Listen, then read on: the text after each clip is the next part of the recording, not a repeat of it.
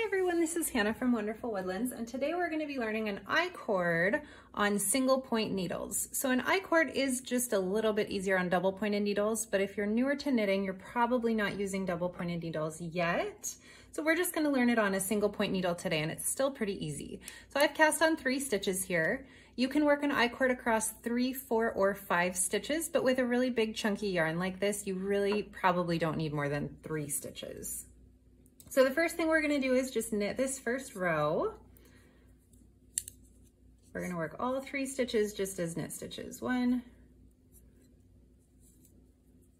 2, and 3.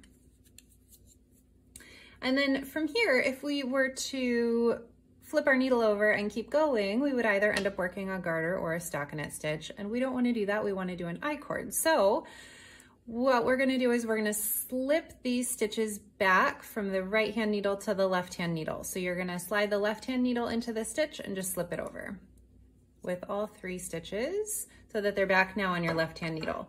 Now you'll notice your yarn is coming off this left hand stitch here. We're still going to work the right stitch next, and you're just going to bring your yarn around in the back and keep working from the right side. So we'll bring that stitch through and off, and 2. We're just going to knit again all 3 stitches, and 3. Give it a little pull, and you can start to see your I-cord forming here already. Now we're going to do it again. We'll slip these back. So we'll go 1, 2, 3.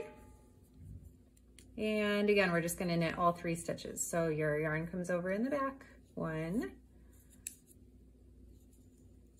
2, 3. And we're starting to get a really cute little I-cord here. I use these all the time in my patterns. They make great stems. I love this green color for something like a blueberry or a lemon. And we'll slide those back again. We'll do one more row before we finish it. We also use a dark brown for our pumpkin.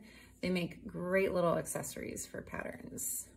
2 and 3. We're starting to get a little bit of an I-cord here now. You can definitely do a longer I-cord for different kinds of patterns. We're just going to keep this pretty short today. So now we're going to finish it off. So to end your I-cord, when you're ready to end it, we're going to bring the stitches back one more time. So slip them all back to that left hand needle. And then this is my favorite way to end the I-cord. There's a lot of different ways to do it, but this is the way I like to do it. We're going to knit the first stitch, just like we did all the other rounds. Then our next 2 stitches, we're going to knit these together. So your needle is going to come through both stitches at the same time, and we're going to work them as one knit stitch. Catch that yarn, pull it through. So now we've just decreased by 1. We've gone from 3 stitches to 2 stitches. And then we're going to do a simple cast off. So we're going to take this right needle on the right, the stitch on the right, and we're going to pass it over the stitch on the left.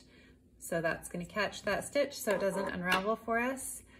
And then the last thing we're going to do, we're going to pull this to make the loop just a little bit bigger, and we're going to thread our end of yarn through the loop. You can cut your yarn here if it's not already cut, and then pull it tight, and there's your cute little I-cord.